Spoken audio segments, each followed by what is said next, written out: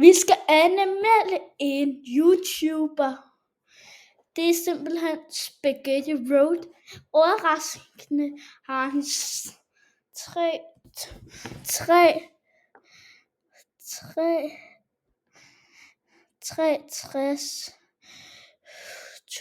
subscribers. Han kommer fra Danmark.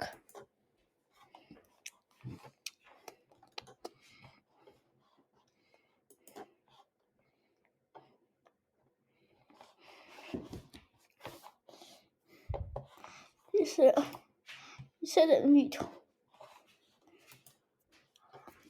Drink more water. It's so good for you.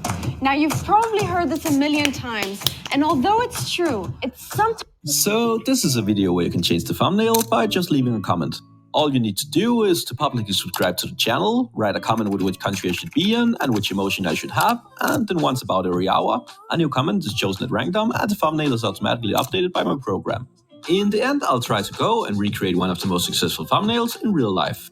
The people who write the comment that result in the best thumbnail, the one that'll get the most views within a fixed period of time, will get a free t-shirt from my cool merch line at spaghettiroad.com with the country they chose. For example, a comment such as Happy Sebastian in Latvia will generate a thumbnail like this. I can't see how this could go wrong. To explain a bit more of the reason behind this, overall I really enjoy making YouTube videos. I get to travel and spend my time with the stuff I find the most interesting and interact with like-minded people. The only issue is that almost as important as making a good video is making an eye-catching thumbnail. You know, the small picture that goes with every video. Otherwise, most people just won't click it. It'll get completely buried by the YouTube algorithm and not get recommended to anybody. You can spend weeks on making a great video, but if the thumbnail isn't clickable, it doesn't matter at all. Back when I made my first flag video, I saw how other YouTubers made the thumbnails and decided to attempt the same style with an open mouth and a surprised face.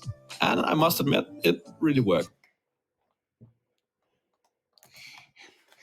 Problemet er, at jeg kan ikke rigtig forstå engelsk.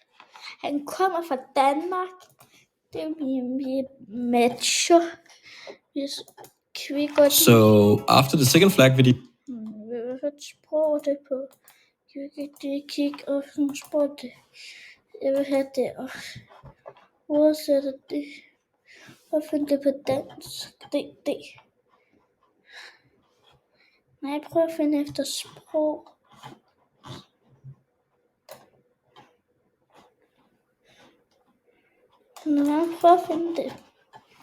It has been even crazier how many kind people wanted to send and show their flags. A lot of people send their country's flags, their states, and some send some just plain weird ones, but we'll get to those.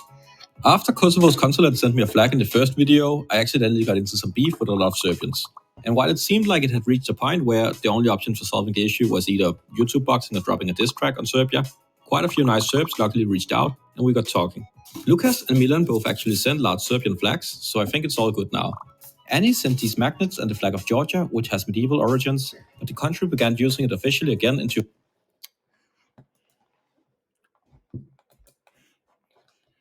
Ikke spændende. Måske kan jeg godt finde en shortcut. So this is my trip to Iceland in just 1 minute. I went with my tallest friend Peter. First we saw this church in Reykjavik and then we saw the sun setting over the ocean. The next day we took a bus out the city to see a volcano erupting. It was pretty crazy just to be able to sit next to the lava flowing by you, but also quite hot and it smelled like rotten eggs. Different rivers of lava were splitting up and then rejoining. The next day we spent hiking the incredible breathtaking landmannlega through the mountains. You walk on a lot of rock, then you walk on a lot of ice, and then you walk on a lot of black sand. Iceland has a lot of natural boiling water. You have to cross a lot of tops and valleys, but it's very beautiful. Some short breaks where you can sit and pretend to think about life. After a day of walking, we put up our tents and enjoyed the views. Dinner was an attempt at chili sin carne. You need to cross a river in Iceland, but there are no bridges. Just take off your pants and put on sandals instead of shoes, and you can cross without getting wet pants. This is, by the way, the flag of Iceland. Be very careful around these ice caves. If you haven't already, please consider subscribing to my channel. After some days of hiking...